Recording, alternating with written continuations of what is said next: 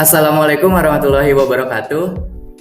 Selamat pagi teman-teman semuanya, teman-teman pendengar podcast. Kembali lagi bersama kami semua di podcast ketiga dari Training Legislatif. Ya, sebelumnya perkenalkan nama aku Rizky Abimanyu Tricaksono dari Fakultas Pertanian Unsud. Di sini di podcast ketiga Training Legislatif kita menghadirkan pembicara yang gak kalah kerennya lagi, yaitu boleh perkenalan dulu Mas? Ya. Halo, nama saya Muhammad Rian Ramadhani Miano, bisa dipanggil Rian. Saya dari Fakultas Hukum, kebetulan saya dulu Ketua DLM Fakultas Hukum di periode pertama, yaitu di tahun 2019. Oke, bisa dipanggil Kak Rian ya? Atau Ya, Mas Rian? Mas Rian aja. Mas Rian aja, ya. oke. Mantan Ketua DLM FH 2019. Oke, sip, mantap banget nih. Langsung kita menghadirkan ketuanya langsung nih di sini. Kurang apa lagi ya kan?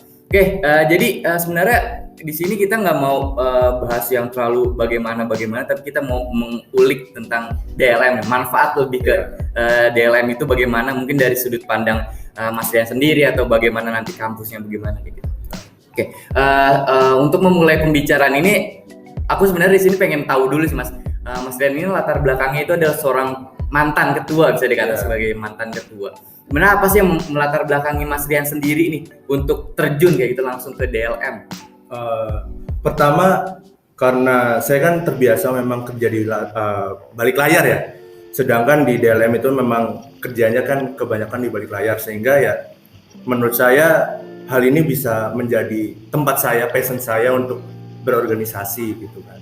Dan di legislatif ini sendiri saya bisa mengeksplor ilmu kehukuman saya melalui gimana sih kita cara membuat peraturan perundang-undangan. Begitu sih Mas latar belakang kenapa saya lebih memilih Dewan Legislatif Mahasiswa. Oke, ini ada kata-kata yang menarik di sini, yaitu memanfaatkan ilmu kehukumannya di sini ya. Nah, maksudnya bisa dijelasin Mas? Maksudnya apakah hanya orang Fakultas Hukum aja gitu yang bisa mengikuti DLM ini? Oh, enggak. Jadi di DLM ini pun orang non hukum pun bisa. Makanya kenapa seharusnya teman-teman non hukum itu untuk mempelajari hukum itu ya ikut legislatif, karena di legislatif itu kita bisa dapat banyak hal tentang hukum. Ya minimal kita bisa namanya legal drafting, kita bisa tahu gimana caranya bikin peraturan.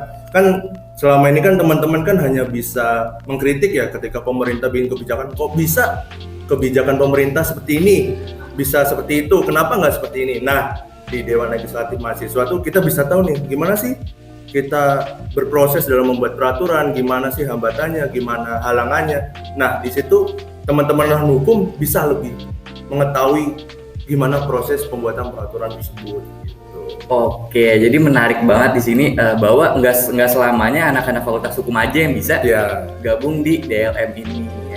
Ya, oke.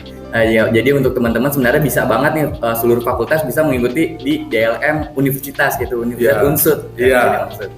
Oke, ada beberapa pertanyaan selanjutnya nih Mas terkait dengan manfaat dari DLM ini sendiri kan.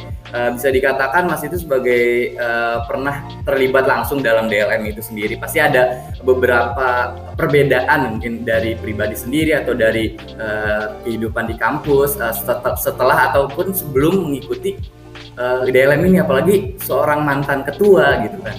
Mungkin boleh diceritain Mas.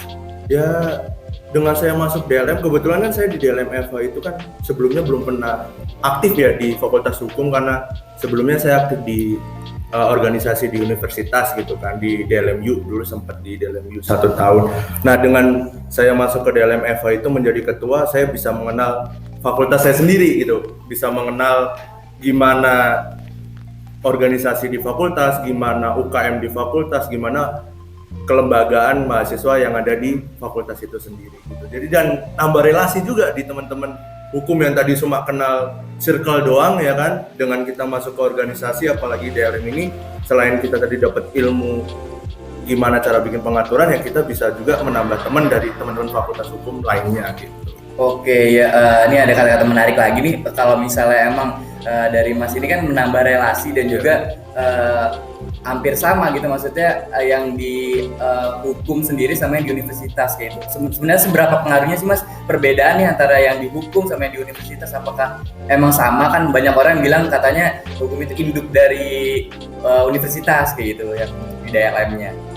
Kalau masalah perbedaan tetap ada ya, karena kalau di DLM FH itu kan orang-orang hukum ya, di mana kita sudah bisa langsung bikin sebuah kebijakan atau peraturan gitu kan. Ketika ada apa-apa, kita udah punya ilmu hukum, jadi tinggal gimana kita mengaplikasikannya. Kalau di DLMU ya, karena ada beberapa orang non hukum, ya kita harus belajar dulu. Makanya kenapa di DLM Unsut itu harus ada namanya upgrading, di mana kita harus belajar dulu gimana bikin peraturan, gimana kita menjalankan kebijakan, seperti itu sih. Perbedaannya di situ sih. Kita kalau di dalam EVA kasarannya kita bisa langsung gas.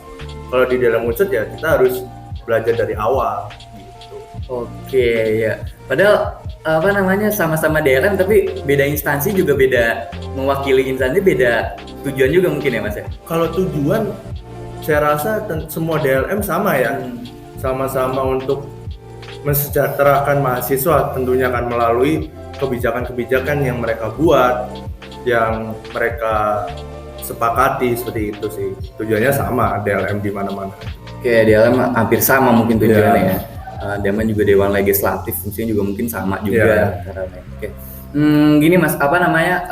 Ada yang terbesit juga nih kan dari mungkin dari teman-teman juga, dari aku juga terkait sama manfaat gitu Mas. Manfaat untuk gabung gitu, untuk ke DLM sendiri. Mungkin bisa diceritain apa sih manfaat yang benar-benar bisa langsung dirasakan sama kita untuk gabung ke DLM, baik di Fakultas Hukum ataupun nanti untuk mahasiswa hukum atau nanti di fakultas sendiri ataupun di universitas gitu.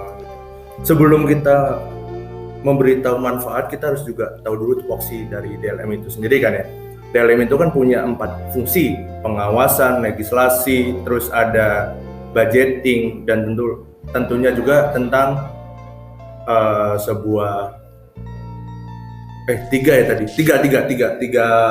fungsi gitu ya. Dimana legislasi itu kita diajarkan gimana cara membuat peraturan. Jadi teman-teman bisa tahu ini gimana sih proses peraturan ini bisa terjadi, proses ininya seperti apa gitu kan.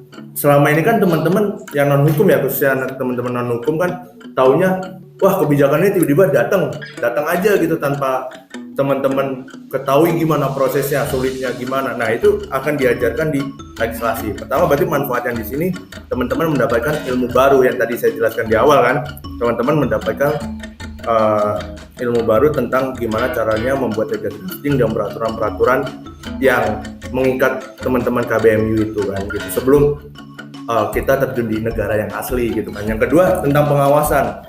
Tentang pengawasan tuh kita juga di situ kita belajar yang namanya koordinasi dengan teman-teman lembaga lain, gimana kesepakatannya. Di situ manfaat yang lainnya ya kita menambah relasi kan, dengan berhubungan dengan banyak orang, berkenalan sama orang. Di situ dengan pengawasan itu pun kita juga bisa gimana sih kita menilai sebuah proker itu berjalan dengan baik atau enggak gitu. Terus yang ketiga tentang budgeting. Tapi kalau budgeting itu di Dewan Legislatif Mahasiswa ya khususnya itu hanya meminta tentang transparansi. Di situ kita juga belajar gitu gimana memanage keuangan, dan memanage keuangan kan untuk kita sendiri sangat diperlukan ya, apalagi kita sebagai mahasiswa nih, anak kos ya, kita belajar memanage anggaran tuh dari fungsi budgeting juga sih. Oke, baik. Jadi sebenarnya fungsi DLM tuh banyak juga, hampir ada 3 tadi. Ya, ada 3. Boleh nggak sih ini Mas dikasih tahu nih untuk mewujudkan fungsi-fungsi itu ada kiat-kiatnya nggak sih? Sebenarnya dari teman-teman atau butuh emang rapat yang benar-benar fokus sekali atau bagaimana mungkin pada saat Mas menjabat itu dulu? Ya, kiat pertama adalah kamu tujuan masuk organisasi itu apa dulu.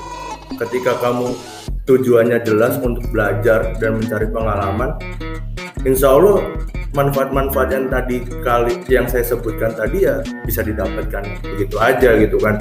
Soalnya gini, ketika kita tidak punya niat, kita nggak akan bisa mendapatkan manfaat. Ketika kita hanya coba-coba, kita nggak akan mendapatkan manfaat.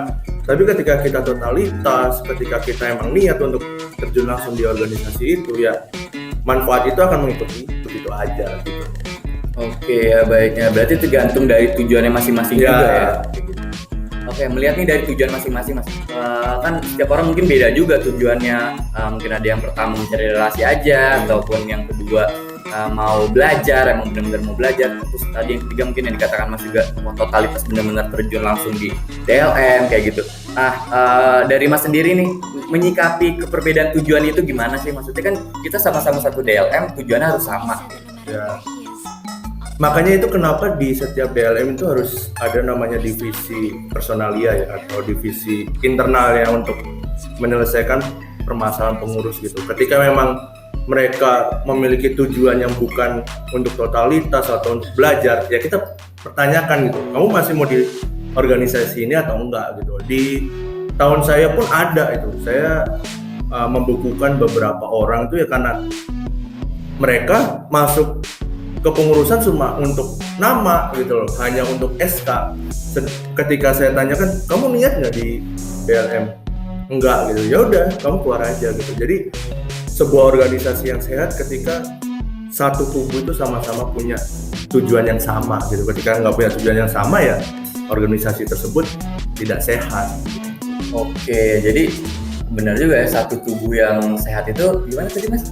Satu organisasi dengan tubuh yang sehat itu ya kita akan menciptakan organisasi yang benar gitu, yang lurus, nggak berantakan. Dan kadang kan ada organisasi yang banyak banget nih kegiatannya bla bla bla bla, tapi tidak ada yang jalan. Kenapa? Nggak satu tubuh, tidak efektif. Ya, kita harus bersama-sama terus gitu ya Mas ya? Iya. Terus, walaupun emang setiap pribadi punya tujuan masing-masing, tapi kita meraih semuanya bareng-bareng. Ya, bolehlah ada tujuan pribadi dalam organisasi, tapi tetap tujuan utama, tujuan bersama itu yang nomor satu di organisasi. Apalagi di legislatif, karena di legislatif kan kita sama-sama tahu ya, isinya sidang ya kan. Kita mengesahkan sebuah peraturan, kita bikin brainstorming, kan bikin pengaturan nggak hanya 1-2 orang kan, kita harus butuh satu tubuh. Ketika satu tubuh nggak bisa diajak kerjasama, tidak bisa diajak brainstorming, ya kita nggak akan bisa membuat apa-apa dan nggak dapat ilmu apa-apa di situ. Oke ya, baik. Ada beberapa lagi nih Mas, terkait dengan manfaat juga untuk peraturan mungkin ya, peraturan yang dibuat mungkin DLM sendiri kan pasti mempertimbangkan dari kehidupan mahasiswa juga kayak gitu kan. Nah, apakah ada mungkin dari Mas sendiri, ini saya juga nggak tahu, peraturan yang dibuat dari DLM ternyata kurang ada manfaatnya, terus efeknya kurang kayak gitu. Apakah ada peninjauan kembali atau bagaimana? Gitu? Ya itulah, mengenai peraturan kan ya, sama dengan peraturan di negara ya. Peraturan itu bisa diubah sesuai dengan keadaan masyarakat, keadaan waktunya gitu ya. Ketika kebijakan itu memang tidak efektif, tidak dapat digunakan lagi, ya kita bisa merubahnya lagi dengan amandemen kah, atau mencabut peraturan lama dan membuat peraturan baru seperti itu gitu Mas. Oke, berarti kayak bernegara banget ya Mas? Iya, karena gini Le, BEM, DLM itu adalah miniatur kecil negara, pemerintahan negara. Makanya kenapa kita sering banget disebut dengan pemerintahan mahasiswa. Oke. Oke ya, baik, terima kasih Mas. Untuk manfaatnya sebenarnya udah banyak juga dibahas ya. Nah, selanjutnya ada pandangan Mas dari beberapa mahasiswa kan mengenai DLM. Kalau misalnya tadi Mas bilang pandangan mahasiswa tentang ini kan banyak yang hanya cuma mengkritik kayak gitu, atau taunya pas sudah selesai aja peraturan dibuat, tapi nggak tahu dalamnya kita buat udah sedemikian rupa mungkin ya Mas ya. Nah, dari Mas sendiri ini menanggapi pandangan orang-orang kayak gitu gimana sih Mas? Apa kesel sebenarnya itu atau gimana? Atau emang ya udah gitu? Ya itu hal wajar, karena ketika stigma itu ada, berarti yang harus memperbaiki ya organisasi kita itu, DLM itu sendiri. Ketika DLM tidak bisa membuktikan kalau stigma itu salah, ya stigma itu akan selalu ada gitu kan. Karena DLM itu kan selalu bekerja di belakang layar ya, seperti kayak sidang-sidang gitu. Kita kurang nge-follow up teman-teman KBMU gitu loh. Sehingga ya stigma itu akan selalu ada gitu. Ya caranya apa? Kita melakukan perubahan dengan kita sering sounding, atau kita sering mengajak teman-teman untuk mempublikasi mengenai legislatif itu sendiri gitu.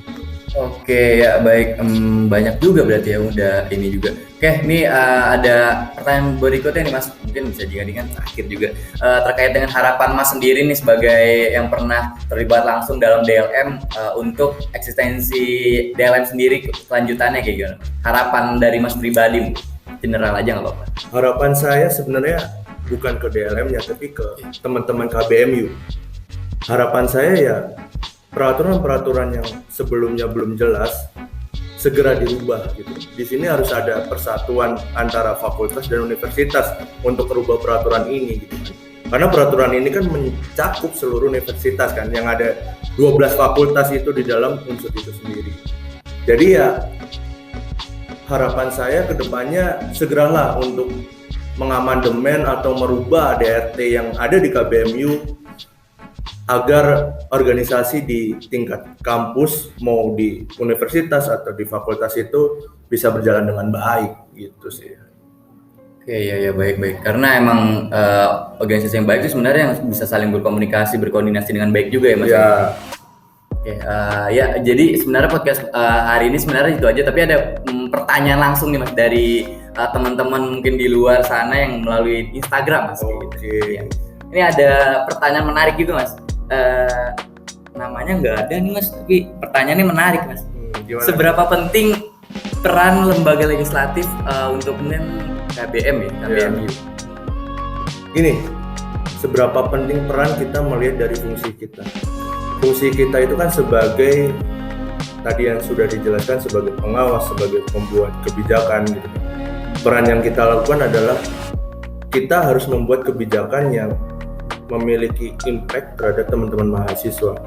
Ketika teman-teman punya aspirasi, kita sebagai Dewan Legislatif juga harus jemput bola aspirasi-aspirasi itu dan bersama-sama dengan teman-teman lembaga lain yang setara seperti Badan Eksekutif Mahasiswa itu untuk mencari solusi dan menyelesaikan secara kebersamaan gitu kan. Karena tujuan sebuah pemerintahan kemahasiswaan kan itu adalah mensejahterakan mahasiswa gitu. Oke, ya baik.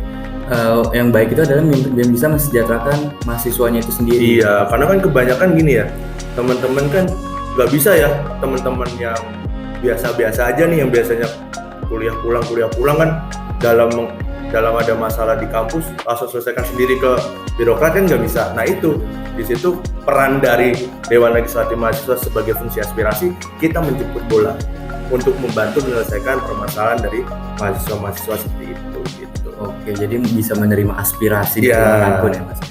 Ya, baik. Mungkin dari podcast hari ini, podcast ketiga training legislatif bisa cukupkan kayak gitu Mas. Semoga bagi pendengar semuanya bisa bermanfaat, terus juga bisa diaplikasikan dalam kehidupan sehari-hari, dan juga ini dari teman-teman yang tertarik nih ikut DLM kayak gitu kan, tadi udah banyak juga manfaatnya, bisa langsung join aja, nanti ada info selanjutnya kayak gitu. Iya. Oke, ada closing statement Mas dari Mas? Silakan. Oh, ada. Mungkin gini ya, untuk teman-teman mahasiswa jangan ragu untuk memilih Dewan Legislatif Mahasiswa, karena walaupun Dewan Legislatif Mahasiswa itu kerja di belakang layar, tapi ilmu yang didapat dalam Dewan Legislatif Mahasiswa tidak kalah banyak dari lembaga-lembaga lain. Ya, yang seperti yang tadi saya jelaskan seperti itu kan. Oke ya, baik, terima kasih Mas untuk waktunya. Dari Mas Rian, Ya. mantan ketua DLM EVA 2019 periode pertama. periode pertama, mantap, kita menghadirkan langsung di sini. Oke Rian, terima kasih banyak Mas Rian, semoga sehat selalu dan bisa berkarya terus. Terima kasih. Wassalamualaikum warahmatullahi wabarakatuh.